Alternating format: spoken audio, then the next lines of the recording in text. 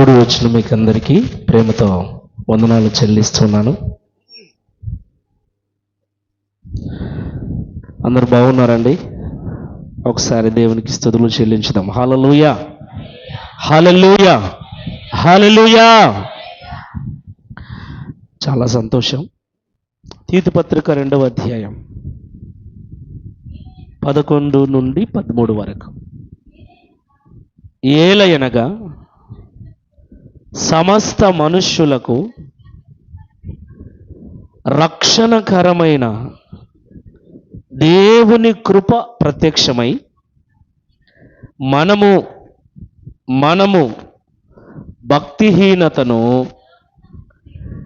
ఇహలోక సంబంధమైన దురాశలను విసర్జించి శుభప్రదమైన నిరీక్షణ నిమిత్తము అనగా మహాదేవుడును మన రక్షకుడునైన యేసుక్రీస్తు మహిమ యొక్క ప్రత్యక్షత కొరకు ఎదురు చూచుచు ఈ లోకములో స్వస్థ బుద్ధితోనూ నీతితోనూ భక్తితోనూ బ్రతుకుచుండవలనని మనకు బోధించుచున్నది.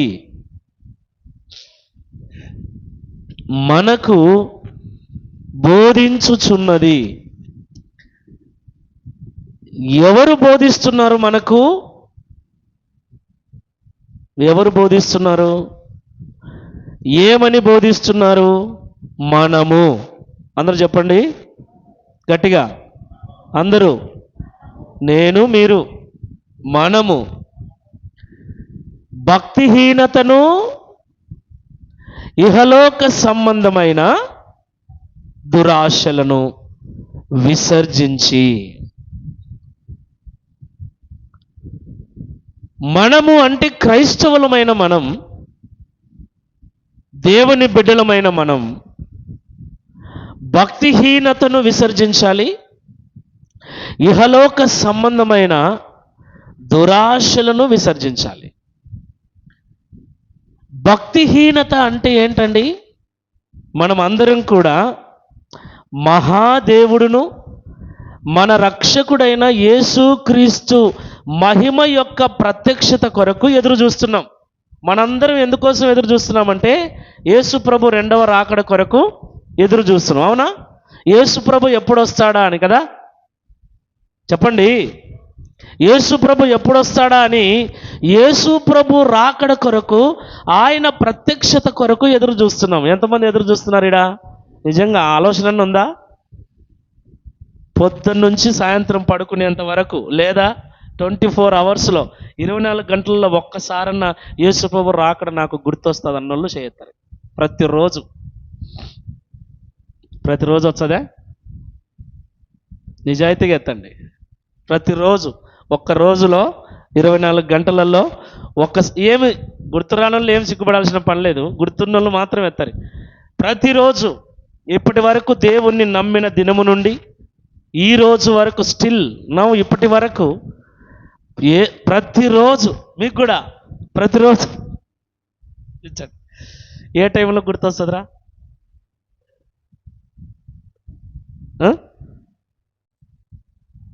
ఏందో అంటే రోజు వర్షాలు వస్తాయరా? నేను అడిగిన క్వశ్చన్ ఏంట్రా? ప్రతిరోజు ఒక్కసారైనా క్రీస్తు రాకడ గురించి మీకు గుర్తు వస్తుందా? ఆలోచిస్తున్నారా అని అడిగిన. వర్షాలు వచ్చినప్పుడు, ఉరుములు వచ్చినప్పుడు అందరికీ గుర్తు వస్తుంది. కరోనా వచ్చినప్పుడు అందరికీ గుర్తు వస్తుంది. ఎవడన్నా యాక్సిడెంట్ అయిపోతే అందరికీ గుర్తు వస్తుంది. సమస్యలు వచ్చినప్పుడు, కష్టాలు వచ్చినప్పుడు, యాక్సిడెంట్లు జరిగినప్పుడు, పిడుగులు పడినప్పుడు, అప్పుడు కాదు గుర్తు రావాల్సింది, అప్పుడు అందరికీ గుర్తు వస్తుంది. అప్పటి వరకు దేవుడు గురించి ఆలోచించినాడు కూడా అప్పుడు దేవుడా అంటాడు. నేను అనేది ప్రతిరోజు ఎన్నో విషయాలు ఈ మైండ్లో మెదులుతూ ఉంటాయి. మన ఆలోచనలలో, ఈ మస్తిష్కంలో ప్రతిరోజు కొంతమంది తలకాయ హీట్ ఎక్కిపోతుంది ఆలోచన చేసి చేసి చేసి. కొంతమందికి నిద్ర పట్టదు, కొంతమందికి తిండి తినాలనిపించదు. ఎన్నో. నేను అంటున్నది మన గురించే. మనం అంటే ఎవరిమి? మనం అంటే ఎవరు? మనం ఎవరు అయ్యా? ఎవరయ్యా మనం? ఎవరండి?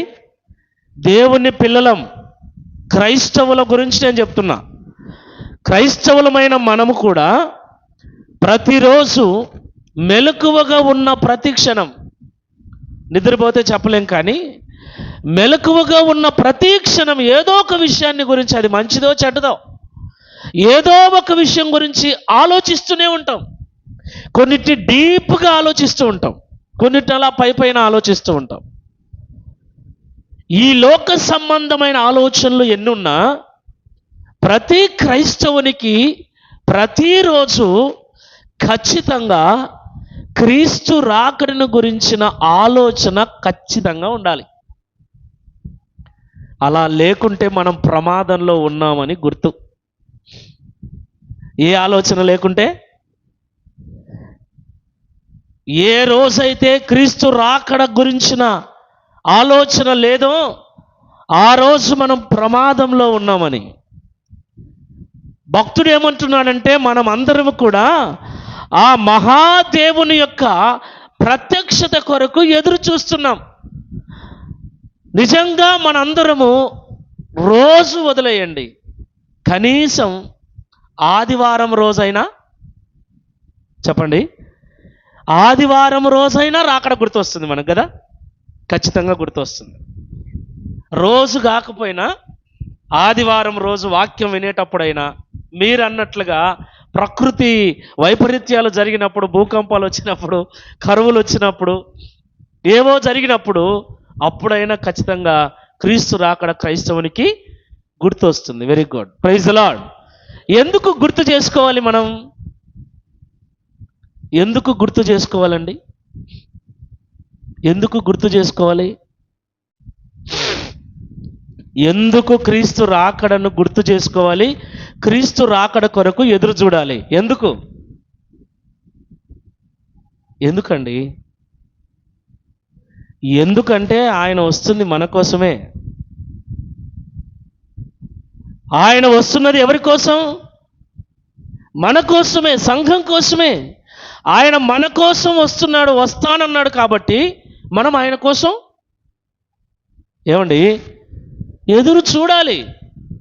అందుకొరకు ఎదురు చూస్తూ ఉన్నాం. ఆయన మన కొరకు రాబోతున్నాడు కాబట్టి మనం ఆయన కొరకు ఎదురు చూడాలి. ఎందుకు రాబోతున్నాడు మన కోసం?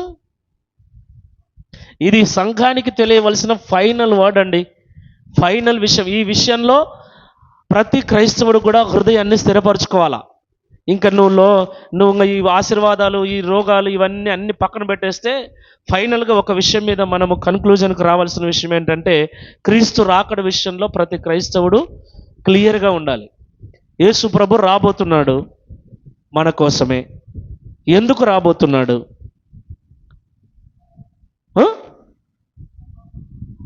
ఆయనతో పాటు మనల్ని తీసుకొని వెళ్ళటానికి. Praise the Lord. ఎందుకు రాబోతున్నాడు? ఆయనతో కూడా మనల్ని తీసుకొని వెళ్ళటానికి. ప్రభు అన్నాడు కదా, నేను వెళుతున్నా, నేను వెళ్ళుట మీకు మంచిది, నేను వెళ్ళి మీ కొరకు స్థలమును సిద్ధపరిచి నేనుండే స్థలములో మీరు ఉండులాగున మరలా వచ్చి నేను మిమ్మల్ని తీసుకుని వెళ్తాను. Praise the Lord. నేనుండే స్థలములో మీరు ఉండులాగున. ఆయన ఏ స్థలంలో ఉన్నాడు? పరలోకంలో ఉన్నాడు. పరలోకం ఎలాంటిది? పరిశుద్ధమైనది. Praise the Lord. పరిశుద్ధమైన పరలోకంలో పరిశుద్ధుడైన దేవుడు ఉన్నాడు. ఆ పరిశుద్ధుడైన దేవుడు తానున్న పరిశుద్ధమైన పరలోక పట్టణంలో నిన్ను నన్ను ఉంచుట కొరకు రాబోతున్నాడు. ఆయన రాకడ కొరకు మనం అందరము ఎదురు చూస్తూ ఉన్నాం. Praise the Lord. హల్లెలూయా. నిజంగా ఎదురు చూస్తున్నారా? యేసు ప్రభు రావాలని ఆశ ఉందా? ఏమా అట్టే ఉన్నారు బొమ్మల లెక్క, ఇట్టనో ఎటనో కదా ఊపర తలకాయ. యేసు ప్రభు రావాలా వద్దా? రావాలి కదా. యేసు ప్రభుతో పాటు వెళ్తారా? ఎంతమంది వెళ్ళాలనుకుంటున్నారు? చేయొత్తండి. ఇట్లా టీచర్ లెక్క చెప్తానే మీరు ఇంకా, లేకుంటే వెరీ గుడ్ దించండి. మన ఆశ అదే, మన నిరీక్షణ అదే. క్రీస్తును మనం నమ్ముకున్నది అందుకోసమే, క్రీస్తును వెంబడిస్తున్నది, ప్రతి ఆదివారము దేవుని సన్నిధిలో కలుసుకుంటున్నది, దేవుని మాటల చేత మనల్ని మనం బలపరుచుకుంటున్నది, ఈ లోక సంబంధమైన వాటిని అనేకమైన వాటిని దూరం చేసుకున్నది దానికోసమే. ఒకరోజు ఆయన రాబోతున్నాడు, ఆయన నన్ను తీసుకొని వెళ్ళబోతున్నాడు. అయితే ప్రభు ఏమంటున్నాడంటే, యేసుక్రీస్తు ప్రభుల వారి రాకడ కొరకు ఎదురు చూస్తున్న మనమందరం కూడా 2 పనులు చేయాలి. క్రీస్తు రాకడ కొరకు ఎదురు చూస్తున్న మనం అందరం కూడా 2 పనులు చేయాలి. మొదటి పని ఏంటంటే భక్తిహీనతను, చదవండి, మొదటి పని ఏం చేయాలి? మనము భక్తిహీనతను విసర్జించాలి, ఇహలోక సంబంధమైన దురాశలను విసర్జించాలి. ఏం చేయాలంట మనమందరం? ఏం చేయాలి మనమందరం? మనమందరం ఎవరు మనం? ఎవరండి మనము? క్రీస్తు రాకడ కొరకు నిరీక్షణతో ఎదురు చూస్తున్న వారం. యేసు ప్రభు వచ్చినప్పుడు ఆయనతో కూడా వెళ్ళాలని పరితపిస్తున్న వాళ్ళం. ఈ బాధలు, ఈ వేదనలు, ఈ కష్టాలు, ఈ కన్నీళ్ళు, ఈ ఇబ్బందులు లేకోకుండా చీకటి లేని, ఆకలి లేని, దాహము లేని శ్రేష్టమైన ఆ నిత్య సంతోషాన్ని అనుభవించటానికి, క్రీస్తుతో కూడా వెళ్ళటానికి సిద్ధపడుతున్న వాళ్ళం, మనందరం ఎదురు చూస్తున్న వాళ్ళం. అలా ఎదురు చూస్తున్న మనము ఈ లోకంలో ఉన్నప్పుడు ఆయన వచ్చే లోపుగా, ఆమేన్, హల్లెలూయా. ఏమండి, నా భార్య ఇంటి దగ్గర ఉంది, నేను ఫోన్ చేశాను, నేను వస్తున్నా ఇంటికి, పులివెందల వెళ్ళాలి అని చెప్పాను అనుకో. నేను వస్తున్నాను ఇంటికి, పులివెందల వెళ్ళాలి లేదా ఊరికి వెళ్ళాలి అని చెప్పాను అనుకో. సరేనండి రండి అని ఫోన్ పెట్టేస్తాను కదా. ఇప్పుడు నేను ఫోన్ చేయకుండా పోవచ్చు కదా. ఫోన్ చేయకుండా పోవచ్చునా పోకూడదా అండి నా ఇంటికి? ఫోన్ చేయకుండా పోయి ఆడికి పోయిన తర్వాత ఊరికి పోవాలి అన్నాను అనుకో, ఎట్టుంటుంది రియాక్షన్? ఎట్టుంటుందండి? మీ ఆయనే ఇట్లే చేశాడు అనుకో, ఫోన్ గీను ఏం చేయకోకుండా డైరెక్ట్ వచ్చి ఊరికి వెళ్ళాలి అన్నాడు అనుకో, ఆమె ఏ బట్టలు ఉతుకుతుంటుందో, ఇంటి పను వంట పను ఏం చేసుకుంటుందో పాపం కదా. ఉన్న పాటన పోయి ఊరికి వెళ్ళాలి పా అన్నాం అనుకో, ఎట్లా చూస్తుంది మనకెళ్ళి? ఎట్లా చూస్తారు మీరు? ఊరికి? యా ఊరికి? నాకు ముందు చెప్పలేదే. ఒక ఫోన్ చేయొచ్చు కదా, ఫోన్ ఉంది కదా కదా. సో మన సొంత ఇండ్లైనా, సొంత భార్య అయినా ముందు చెప్పకోకుండా అర్ధాంతరంగా ప్రయాణాలంటే కోపమే. ఈ సంఘము క్రీస్తుది. 2000 సంవత్సరాల క్రితం ఈ సంఘం కొరకు ప్రాణం పెట్టి కొన్నాడు, ఆయనదే. ఆయన నేను వస్తాను అని చెప్పాడు. ప్రైజ్ ది లార్డ్, హల్లెలూయా. చెప్పా పెట్టకుండా వెళ్ళలేదండి, నేను ఫోన్ చేసి చెప్పాను ఊరికి వెళ్ళాలబ్బా మధ్యాహ్నము అని. ఇప్పుడు ఏం చేయాలి నా భార్య? ఏం చేయాలండి? ఏమి సిద్ధపడాలా? ఏమి సిద్ధపడాలండి? బట్టలు ఉన్నాయి, మోతగానున్నాయి బట్టలు, 3 బట్టలు ఉన్నాయి. ఆ 3 బట్టలు ఉతికేసరికి సాయంత్రం అవుతుంది. చాలా పనులున్నాయి ఇంట్లో, చాలా పనులున్నాయి. నేనేమో ఫోన్ చేసి నేను వస్తున్న ఊరికి వెళ్ళాలన్నా, ఆమె ఏం చేయాలి? నేను రాను, నాకు పని ఉంది, బట్టలు ఉతికే పని ఉంది, అంట్లు తోమే పని ఉంది, చాలా పనులు ఉన్నాయి, నువ్వు వెళ్ళిపో అంటుంది కదా. అంటారు కొంతమంది. నీకు నేను ముందు ఎందుకు ఫోన్ చేశాను అంటే, ఏమన్నా పనులున్నా తొందరగా ముగించుకో. ఒకవేళ తొందరగా ముగించని పనులు ఏమన్నా ఉంటే అన్ని పక్కన పెట్టేసి నాతో రావటానికి నువ్వు రెడీగా ఉండాలి. ఇంకంతే. నాకు ఆ పని ఉంది, ఈ పని ఉంది, ఇది ఉంది, అది ఉంది అని చెప్పడానికి వీలు లేదు. నువ్వు అలా చెప్పకూడదని నేను ముందే నీకు హెచ్చరిక జారీ చేశాను. నేను వస్తాను, మధ్యాహ్నం వెళ్ళాలి. 1 గంట ముందో, 2 గంటల ముందో, 3 గంటల ముందో ఏమైతేనేమి నేను వస్తానని చెప్పాను. ఇప్పుడు యేసుప్రభు ఏం చెప్పాడు? నేను వస్తా, నేను వచ్చి మిమ్మల్ని తీసుకెళ్తా. ఇప్పుడు మనం ఏం చేయాలి? ఇంత పెద్ద మిద్దె కట్టుకున్నా, నేను ఇన్ని ఎకరాలు పొలం కొన్నా, ఇంత పెద్ద ఉద్యోగం కష్టపడి చదివినా, దీన్ని వదిలిపెట్టి నేను అడవచ్చా ప్రభువా? నేను రాలేను, వెళ్ళిపో.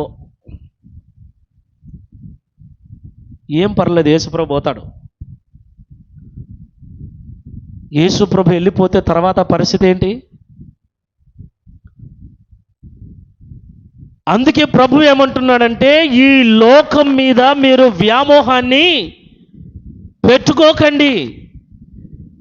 ఎన్ని ఉన్నా కూడా అన్నింటినీ ఒకరోజు విడిచి వెళ్ళవలసిందే. క్రైస్తవులమైన మనము ప్రతిరోజు దేవుని రాకడను మీరు గుర్తు చేసుకోండి చాలండి. మీరు మర్చిపోతున్నారు. వారానికి ఒకసారి ఉరుములు పిడుగులు అన్నప్పుడే గుర్తు చేసుకుంటున్నారు. మీరు రోజు గుర్తు పెట్టుకోండి. పెద్ద ఆకలి కూడా అనిపించదు. యాదో ఒకట్లే కార్యమా అయితే వాళ్ళే అంటావు. ఎవరు? క్రీస్తు రాకడ గుర్తున్నాడు. ఆహారం గురించి, వస్త్రాల గురించి, ఇంటి గురించి, బంగారం గురించి, దేని గురించిన చింత దిగులు ఉండదు.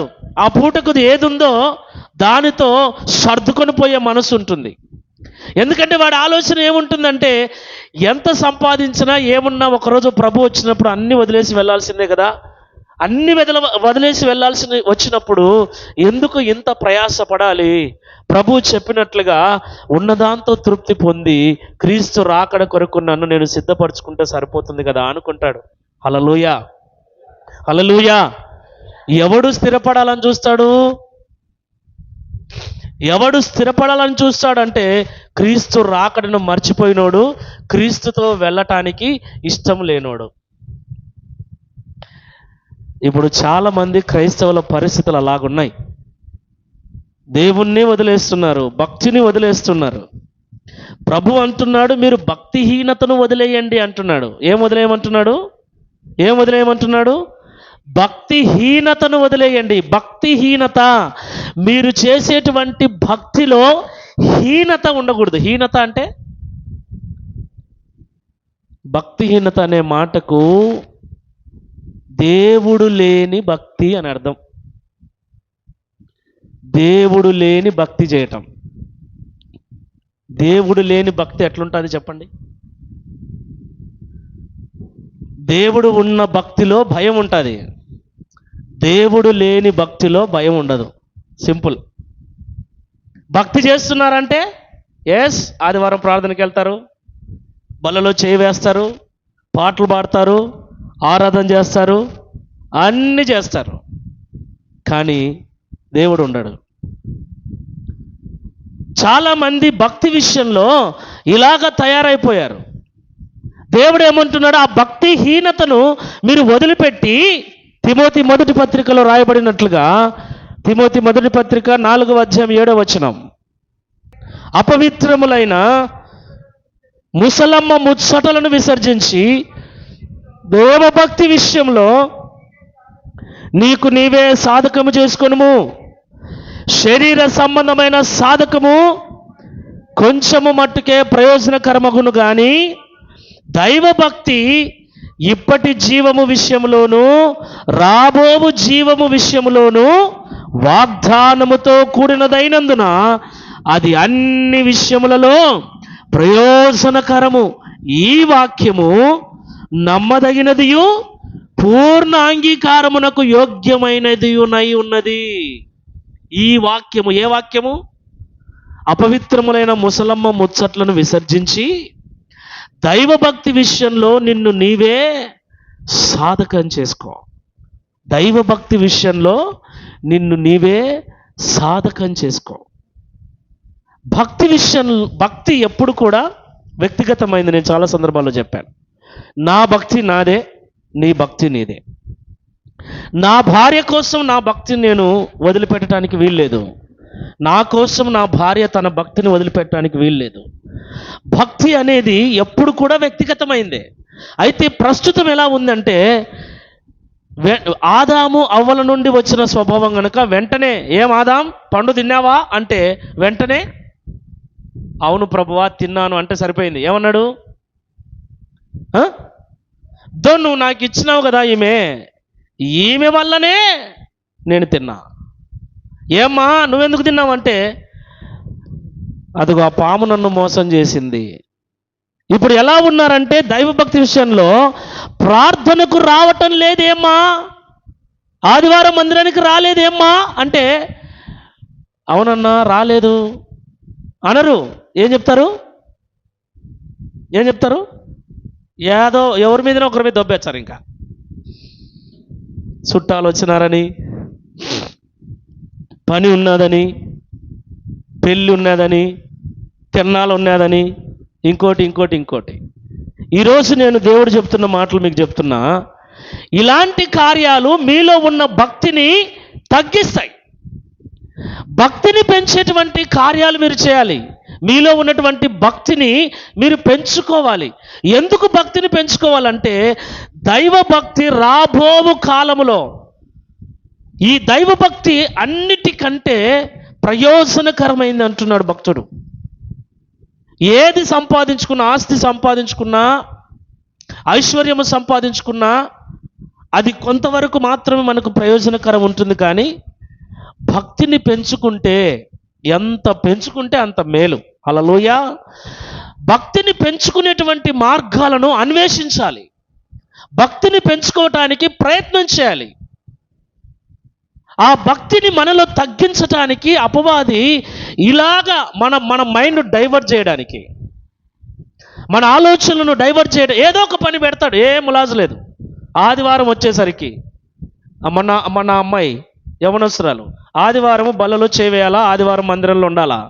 కానీ ఆదివారము ఫేర్వెల్ పార్టీ అని చెప్పేసి ఫ్రెండ్స్ దగ్గరికి వెళ్ళిపోయింది కదా. ఫేర్వెల్ పార్టీ స్కూల్ మానుకొని ఎన్ని ఏండ్లు అయిందో, ఇప్పుడు మాత్రం ఆ పనికిమాలలో ఆడ ఏదో పెడితే ఆ పనికిమాలతో పాటు మనం కూడా వెళ్తున్నాం. ఆమెకు మరి ఎవరు సపోర్ట్ చేస్తారో నాకు తెలియదు. ఎందుకు నేను ఈ విషయాలు చెప్తున్నా సీరియస్గా అంటే, ఆదివారం విశ్వాసి ఎక్కడుండాలి? మందిరంలో ఉండాలి కదా. దేవుని మాటలు వినాలి కదా, ప్రభుని ఆరాధించాలి కదా. మరి ఆ పనిని మానుకొని అనవసరమైన అపవిత్రములైన ముచ్చట్ల కొరకు మనం వెళ్తున్నామంటే భక్తిలో మనం ఎక్కడున్నాం? ఏ స్టేజ్లో ఉన్నాం? ఆ మచ్చుకు నేను చెప్పాను అమ్మాయి గురించి. చాలామంది అలాగే ఉన్నారు. ఆదివారము దేవుని మందిరానికి నిన్ను దూరం చేసేది, ఆదివారము దేవుని సన్నిధికి నిన్ను దూరం చేసేది, ఆదివారము దేవుని ఆశీర్వాదాలకు నిన్ను దూరం చేసేది ఏది నీ జీవితంలో ఉండకూడదు. ఒకవేళ అలా ఉంటే రోజు రోజుకు నీ భక్తి ఏమవుతుందో తెలుసా? తగ్గిపోతుంది. బాగా పాడే నీవు తడబడతావు, కొద్ది రోజులకు తడబడేస్తావు. బాగా ప్రార్థించే నీవు తడబడతావు. బాగా ప్రభుని ఆరాధించే నీవు 1 నెల 2 నెలలు 1 సంవత్సరం పోతే ఇక భయపడతావు ప్రభుని ఆరాధించడానికి. ఇంకా కొంతకాలం పోతే దేవుని మందిరానికి రానికే భయపడతావు. భక్తిహీనత అంత భయంకరమైంది. ఎట్టి పరిస్థితుల్లో కూడా క్రైస్తవులమైన మనము, దేవుని రాకడ కొరకు ఎదురు చూస్తున్న మనము, క్రీస్తు రాకడ కొరకు సిద్ధపడుతున్న మనము, మనలో ఉన్నటువంటి భక్తి క్షీణించే విధంగా, మనలో ఉన్నటువంటి భక్తి తగ్గిపోయే విధంగా మనం ఎన్నడూ ప్రవర్తించకూడదు. అలాంటివి ఏమన్నా ఉన్నా కూడా ప్లాన్ చేసుకోవాలి. ఆదివారం నాకు మందిరం ఉంటుంది, ఆదివారం నాకు ప్రార్థన ఉంటుంది, ఆదివారము దేవుని బల్లలో నేను చేయి వేయాలి, ఆదివారము దేవుణ్ణి నేను ఆరాధన చేయాలి, కాబట్టి ఆదివారము నాకు కుదరదు. ఎంతమంది ధైర్యంగా చెప్తున్నారు ఈ మాటని? పర్లేదులే, నేనేమనుకోను, నాకు మహా అయితే 10 రూపాయలు 20 రూపాయలు కానకపోతుంది అంతే. కానీ నీ ఆత్మీయత దెబ్బతింటుంది కదా. భక్తిలో నువ్వు కాస్త ఒక మెట్టు దిగజారిపోతావు కదా. ఆ రోజు దేవుడు నీ కొరకు ఏ మాటలు దాచి ఉంచాడో, ఆ రోజు దేవుడు నీ కొరకు ఎంత దాహం కలిగి ఉన్నాడో, నువ్వు వస్తావని, ఆయన నీతో మాట్లాడాలని, నువ్వు పాడితే ఆయన వినాలని, నువ్వు ఆరాధిస్తే ఆయన సంతోషించాలని, ఆయన దేవుని సన్నిధిలో ఆయన ఎదురు చూస్తూ ఉంటే నువ్వు ఆయనకు మొండి చేయి చూపించి నువ్వు లోకంలో కలిసిపోతున్నావంటే నువ్వు భక్తి విషయంలో ఏ రకంగా ఉన్నావు? ప్రభు అంటున్నాడు, దైవ భక్తి విషయంలో నిన్ను నీవే ఏం చేయాలి? మందిరానికి వెళ్ళాలంతే. ఏ మందిరానికి కొద్ది ఏమవుతుందంటే నేను మందిరానికి వెళ్ళాలంతే, లేకుంటే అన్నం తినకుండా పడుకుంటా అని చెప్పగలిగినోడు ఒకడున్నాడా? ఏం రాలేదంటే మా అమ్మ వద్దనింది, మా నాయన వద్దన్నాడు. రేపొద్దున యేసుప్రభు అడుగుతాడు ఇదే మాట, మా అమ్మ వద్దనిందని చెప్పరి. వీడిని కాళ్ళు చేతులు కట్టేసి ములాద పెట్టాడు, కాళ్ళు చేతులు కట్టేసి వీడిని చీకటి గదిలో పడేయండిరా అంటాడు. ఆదివారం మీరు వినండి, ఎవరన్నా కొడతారా? ఆదివారం మందిరానికి పోతే మీ తల్లిదండ్రులు కొడతారా? మీరు వాళ్ళ మాట వినకుండా రండి. ఆదివారం మాట్లాడకపోయినా పర్లేదు, గర్వంగా చెప్పొచ్చు. ఏరా మీ అమ్మ మాట్లాడలేదంటే, ఆదివారం నేను ప్రార్థనకు పోతుంటే మా అమ్మ మాట్లాడిన, అందరు నవ్వుతారు ఆమెనే చూసి. పనికి మళ్ళీ పని చేయొచ్చంటే వద్దురా అని చెప్తే వాడు వినకపోతే అది తప్పు. దేవుని మందిరానికి నేను వెళ్తానమ్మా, దేవుని మందిరంలో దేవుని సన్నిధిలో సేవకునికి సహకారంగా ఉంటాను, పరిచర్య చేస్తాను, నాలో ఉన్న భక్తిని నేను పెంపొందించుకుంటానని నువ్వు నిలబడగలిగితే ఎవడరా నిన్ను ఆటంకపరుస్తాడు? ప్రతి చిన్నదానికి కారణము చూపించేసి ఆదివారం కానీ గురువారం కానీ దేవుని సన్నిధికి దూరం అయిపోయి ఎంతమంది మీరు వచ్చేది ఆదివారం, ఇళ్ళ దగ్గర మీరు బైబిళ్ళు తెరవట్లేదు, మోకరించి మీరు సరిగ్గా ప్రార్థనలు చేసుకోవట్లేదు. గుండెల మీద చేసుకొని చెప్పండి, ఎంతమంది బైబిల్ చదువుతున్నారు చదవచ్చిన వాళ్ళు? ఎంతమంది మోకరించి ప్రార్థన చేసుకోగలుగుతున్నారు తృప్తిగా? ఆచారం, అలవాటు, రోజు నుంచే ప్రార్థన చేసుకోవాలా, అన్నం తినేటప్పుడు 3 సార్లు ప్రార్థన చేసుకోవాలా, లేస్తానే ప్రార్థన చేసుకోవాలా, పడుకునేటప్పుడు ప్రార్థన చేసుకోవాలా. భక్తిని పెంచుకోవాలి. దైవ భక్తి ఎంత పెరిగితే, దేవునికి మనం ఎంత సమీపస్థులమైతే, దేవునికి ఎంత దగ్గర అవుతే మనకంత మేలు. దేవునికి దగ్గర అయ్యేవాడు లోకానికి దూరం అవుతాడు. ప్రైజ్ ది లార్డ్, హల్లెలూయా. దేవునికి ఎంత దగ్గరగా ఉంటామో లోకానికి మనం అంత దూరం అవుతాం. క్రీస్తు రాకడ కొరకు ఎదురు చూస్తున్న మనము ముఖ్యంగా కలిగి ఉండవలసింది ఇది. భక్తి తగ్గిపోతుందేమో బాధ అవుతుంది కొంతమందిని చూస్తుంటే. బాగా వచ్చేవాళ్ళు ముందే వచ్చేవాళ్ళు, ఇక రాను వాళ్ళు కనపడకపోయేసరికి ఏమవుతుందిరా అనిపిస్తుంది. మీ గురించి మీకు భయం ఉందో లేదో తెలియదన్నా, మీరు ఒక రోజు దేవుని మందిరంలో కానరాకపోతే నా గుండె అలాగా ఇదవుతుంది. ఏం రాలేదు, ఎందుకు రాలేదు? దేవుని మందిరానికి ఆరాధనకు మించిన పని ఏముంది? ఆలోచించండి. మీకు తెలుసా, మీకు తెలియని బాధకరమైన విషయం ఏంటంటే, బైబిల్లో ప్రభువు అపోస్తులైనటువంటి పౌలు గారు కొరింథీయులకు పత్రిక రాస్తూ ఒక మాట అంటాడు చూడండి. 2వ పత్రిక 6వ అధ్యాయం 14వ వచనం. మీరు అవిశ్వాసులతో మీరు అంటే ఎవరండి? ఈ మాటలు ఎవరికి రాస్తున్నాడు సేవకుడు? ఎవరికి రాస్తున్నాడు? ఏమండి, నోరు తెరవండి. ఎవరికి రాస్తున్నాడు? సంఘానికి రాస్తున్నాడు. సంఘంలో ఎవరుంటారు? విశ్వాసులు ఉంటారు. విశ్వాసులకు పత్రిక రాస్తున్నాడు. విశ్వాసులైన మీరు అవిశ్వాసులతో జోడుగా ఉండకండి. నీతికి దుర్నీతితో ఏమి సాంగత్యము, వెలుగునకు చీకటితో ఏమి పొత్తు, క్రీస్తునకు బెలియాలతో ఏమి సంబంధము, అవిశ్వాసితో విశ్వాసికి పాలెక్కడ? మన దరిద్రం ఏంటంటే మన బంధువులందరూ అవిశ్వాసులే. మనం ఎవరివి? గట్టిగా చెప్పండి. మనం విశ్వాసులం.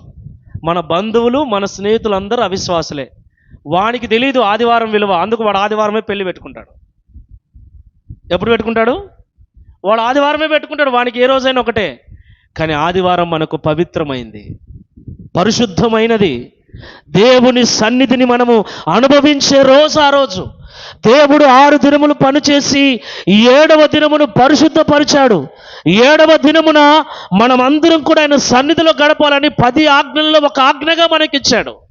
అయితే మనం ఏం చేస్తున్నామంటే ఈ ఆదివారం దినమున దేవుని సన్నిధిలో మన భక్తిని పెంచుకునేటువంటి ఆ దినమున అవిశ్వాసులతో జోడు కడుతున్నాం. కారణం ఏదైనా కావచ్చు. వాడు ఆ రోజు పిలుస్తున్నాడు, పిలుచకపోతే పోకపోతే నీతో కచ్చి. మా ఇంటికి మీరులే, చెప్పండి, మీ ఇంటికి మేములే.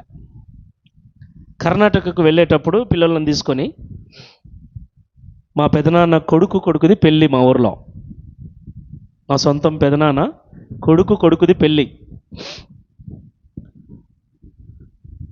ఏ రోజైతే మేము వెళుతున్నామో ఆ రోజే పెళ్ళి. ఆ తర్వాత మేము వెళ్ళిన మరుసటి రోజు 2 రోజులు. ఆ రోజు ఒకసారి చెప్పాను మీకు, పూజారి దగ్గరికి పోదాం రమ్మంటే నేను దేవుని సేవకుని పూజార్ల దగ్గరికి రానని చెప్పా చూడు. ఆ పెళ్ళి పదే వచ్చి పిలిచారు.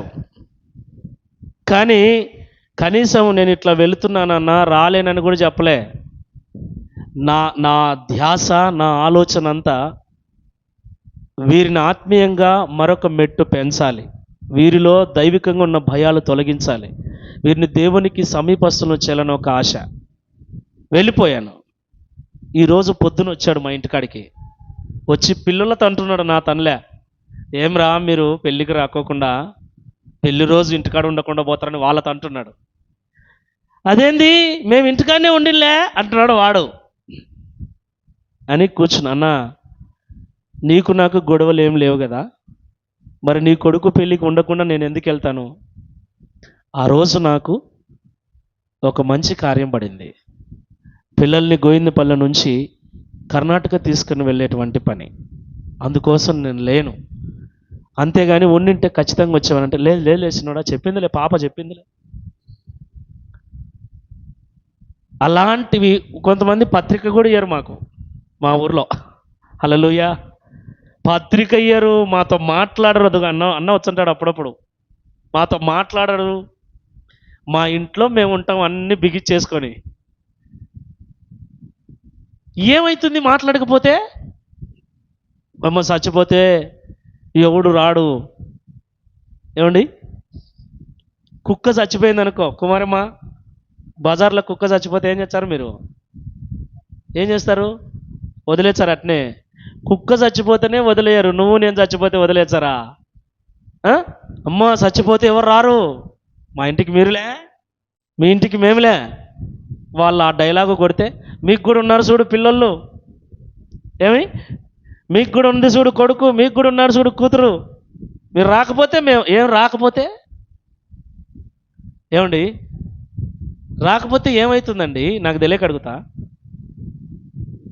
ఏశావు ఒక పూట కూటి కోసము తన దైవ భక్తిని తాకట్టు పెట్టుకున్నట్లుగా ఈనాడు చాలా మంది క్రైస్తవులు ఎవరి కోసమో,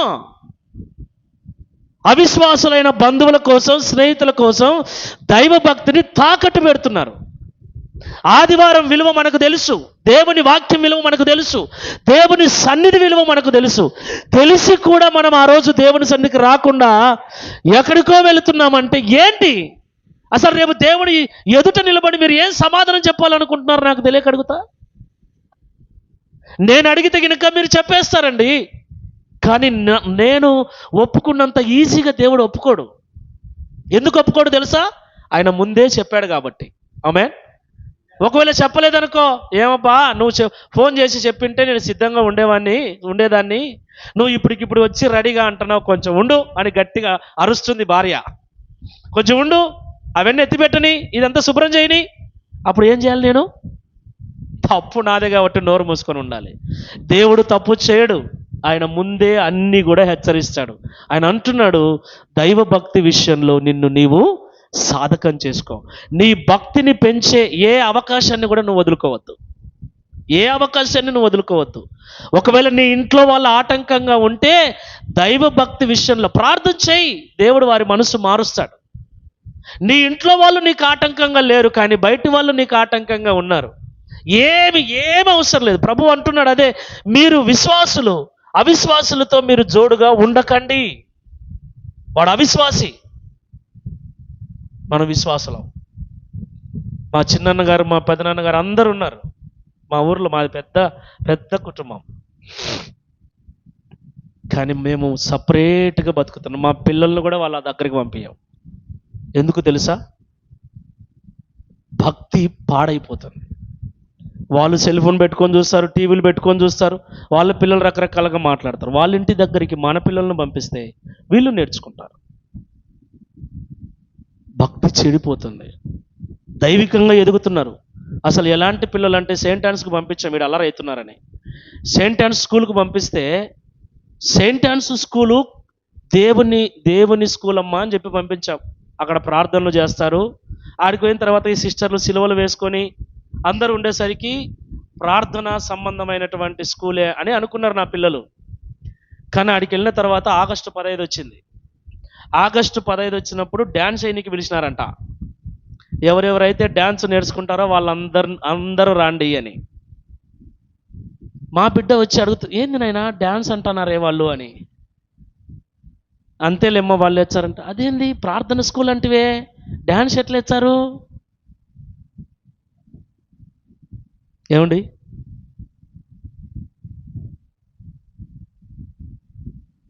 ఒక ఆమె మాతో అంటుంది, చిన్నపిల్లలు కదా ఏమవుతుంది, వాళ్ళ కూతురు ఎగురుతుంది, పోయి బ్రహ్మాండంగా ఎగురుతుంది, చాలా పెద్దగా ఉంటుంది. మేము పంపించమని మాతో వాదన. మాకంటే 10 సంవత్సరాల ముందు నుంచి సేవలు ఉన్నారు వాళ్ళు. సేవకుని బిడ్డ, సేవకురాలు, సేవకుడు, ఇద్దరు సేవకులే. నా భార్య అన్న సేవకురాలు కాదు, ఆమె సేవకురాలు, ఆయన సేవకుడే. వాళ్ళ కూతురు డ్యాన్స్ చేస్తుంది సినిమా పాటకి. మేము పంపించట్లేదని ఏమవుతుంది? అలాంటప్పుడు పంపించాలా? లోకం తెలుసుకుంటారంట అంటున్నారు వాళ్ళు. ఏం తెలుసుకుంటారంట? ఏం తెలుసుకుంటారు? లోకం తెలుసుకుంటారంట. ఏముంది లోకంలో? లోకంలో ఏముందిరా? శరీరాశ, నేత్రాశ, జీవపు డంబం. ఏమి లేదు లోకంలో. అందుకే ప్రభు ఏమంటున్నాడంటే, భక్తిహీనతను విడిచిపెట్టండి, ఇహలోక సంబంధమైన దురాశలను విడిచిపెట్టండి. ఈ రెండు విడిచిపెడితేనే క్రీస్తు రాకడకు మనము వెళ్ళటానికి ఎలిజిబుల్ అవుతాం. ఈ రెండు విడిచిపెట్టకుండా భక్తి తగ్గిపోతుంది. చివరికి నిద్ర వస్తుంది మందిరంలో. ఆమేన్. ఏమొస్తుంది? ఎందుకు వస్తుంది నిద్ర? మందిరంలో నిద్ర ఎందుకు వస్తుందండి? ఎందుకు వస్తుందయ్యా? లేదు, నటిస్తున్నావు నువ్వు భక్తిపరుణమని, భక్తిపరురాలవని. నిజంగా భక్తి ఉన్నోనికి వాక్యం వింటే నిద్ర వస్తుందా? రాదు. లోపల దేవుని ఆత్మ మండుతుంది. వింటున్నటువంటి ఆ మాటలు వింటున్నప్పుడు ఆ వాక్యానికి అనుగుణంగా లేని వానికి పొడుచుకుంటుంది ఆ వాక్యం, కుచ్చుకుంటుంది ఆ వాక్యం. మందిరంలో నిద్రపోవడమే, మందిరానికి లేటుగా రావడమే. ఆలోచించండి, ఏముంది భక్తి మనలో? నాకు తెలియక అడుగుతా. పరలోకం వెళ్ళేంత భక్తి ఉందే మనలో? ఈ భక్తితో దేవుడు వస్తేనే దేవుని ఎదుర్కొంటామా? లేదు. మన హృదయంలో దేవుని ఆత్మ ఎప్పుడో చల్లారిపోయింది. ఆత్మ చల్లారిపోయింది, ఆరిపోయింది. ఆరిపోయిన ఆత్మ మండాలి. దేవుని పని కొరకు మండాలి, దేవుని కార్యం కొరకు మండాలి, దాహం కలిగి ఉండాలి. ప్రార్థన పట్ల ఆసక్తి, దేవుని వాక్యం పట్ల ఆసక్తి, దేవుని సన్నిధి పట్ల ఆసక్తి కలిగి భారముతో, మంటతో దేవుని సన్నిధికి రావాలి. ఎక్కడుందండి? లేదు.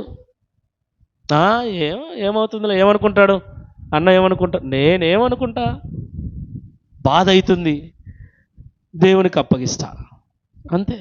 దేవుడు అంటే, వరే నువ్వు తప్పుకోరా అంటాడు, నువ్వు తప్పుకోరా నేను చూసుకుంటా అంటాడు.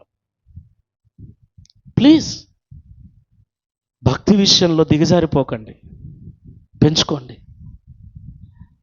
మీరు భక్తిలో, నేను అదే చెప్పాను, మీరు భక్తిలో ఎంత దేవునికి దగ్గర అవుతే లోకానికి అంత దూరం అవుతారు, ఇహలోక ఆశలకు అంత దూరం అవుతారు. దేవుడు సహాయం చేస్తాడు. లోకములో ఉన్న వాటిని ప్రేమించొద్దు. దురాశలు అసలు ఉండకూడదు మనిషికి. దేవుడు అది ఉంటాడు, ఇహలోక సంబంధమైన దురాశలను విసర్జించాలి. దురాశ అంటే ఏంటండి? చెడ్డ వాటిని ఆశించటము.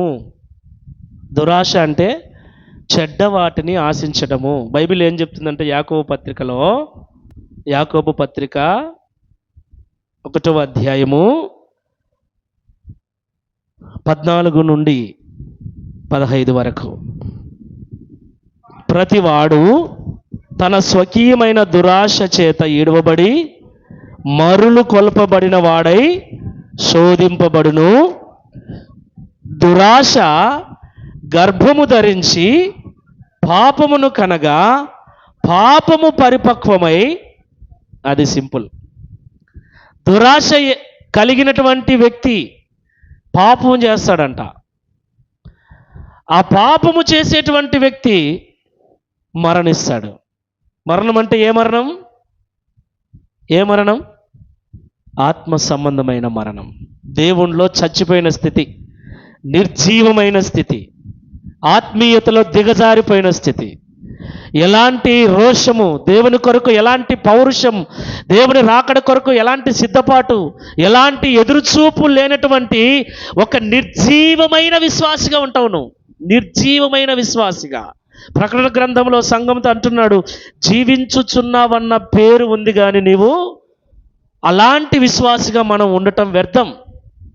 అలాగ మారటానికి కారణం క్రీస్తు కొరకు ఎదురు చూచే మనస్సు లేనటువంటి స్థితి, క్రీస్తు రాకడ కొరకు సిద్ధపడాలి అన్నటువంటి తపన లేనటువంటి ఆ ఆలోచన మనకు ఉండకూడదు. దేవుని మందిరం కొరకు, దేవుని సన్నిధి కొరకు, దేవుని భక్తిని మనలో పెంపొందించుకోవటానికి ప్రతి అవకాశాన్ని సద్వినియోగం చేసుకోవాలి. హల్లెలూయా, హల్లెలూయా. ప్రతి అవకాశాన్ని సద్వినియోగం చేసుకోవాలి. పదే దేవుని వాక్యం వినాలి. పదే దేవుని సన్నిధిలో మోకరించి ప్రార్థన చేసుకోవాలి. పదే బైబిల్ గ్రంథాన్ని చదవాలి.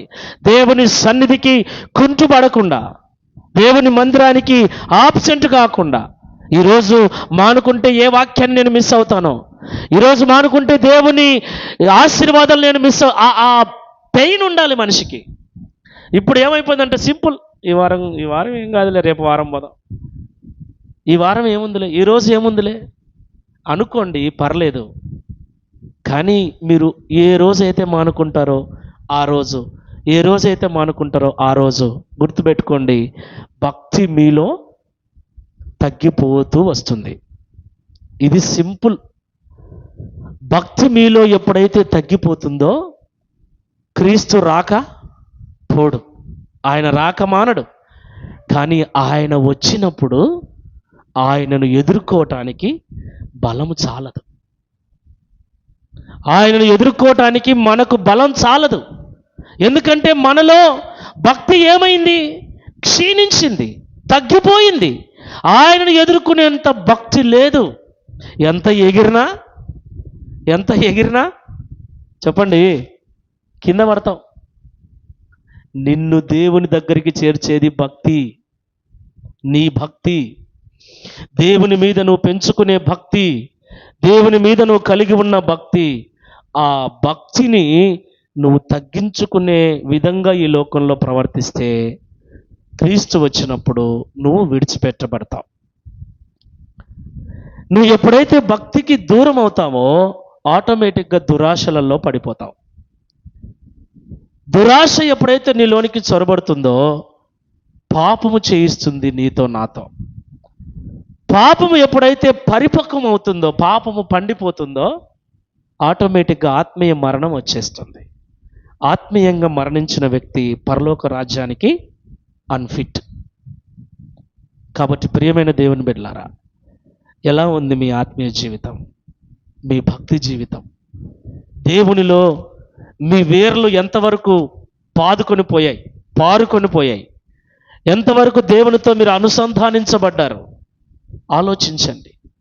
నాతో దగ్గరగా ఉండాలి, అన్నతో ఎప్పుడు మాట్లాడాలి, అన్నకు అది చేయాలి ఇది చేయాలని, సేవకునికి దగ్గర కావాలని చూస్తున్న మీరు అట్ ద సేమ్ వే దేవునికి కూడా దగ్గర అవ్వటానికి ప్రార్థించండి, ప్రయత్నం చేయండి.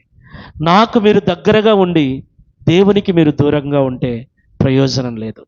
నన్ను మీరు సంతోషపరిచేవారుగా ఉండి దేవుణ్ణి మీరు బాధ పెట్టేవారుగా ఉంటే ప్రయోజనం లేదు. నాతో మీరు ఐక్యపరచబడి దేవునికి దూరంగా మీరు ఉన్నవారైతే ఎలాంటి ప్రయోజనం లేదు. కాబట్టి ఈ మాటలు వింటున్న మనం అందరం కూడా ఒకసారి మనల్ని మనం పరిశీలన చేసుకుందాం. ఎలా ఉంది భక్తి, ఆత్మీయ జీవితం ఎలా ఉంది? ప్రార్థన కొరకు ఏదైనా వదిలిపెట్టడానికి సిద్ధపడే మనస్సుందా? ప్రార్థన కొరకు ఎవరినైనా ఎదిరించటానికి సిద్ధమైన మనస్సుందా? లేకపోతే వారి కొరకు ప్రార్థననే పక్కన పెట్టే మనస్సుందా? ఈ రెండు మనం ఈరోజు ఆలోచించాలి. దేవుని సన్నిధి కొరకు దేనినైనా వదిలిపెట్టే మనస్సుందా? దేవుని సన్నిధినే వదిలిపెట్టే మనసుందా? ఇలా ఉంటే ఏమవుతుందో దేవుడు ఈరోజు మాట్లాడాడు. ఆయన రాబోతున్నాడు. ఆయన వచ్చినప్పుడు నీవు నేను ఆయనతో వెళ్ళటానికి సిద్ధంగా ఉండాలి. అలాగ తీర్మానం చేసుకుందాం. దేవుడి మాటలు దీవించును గాక.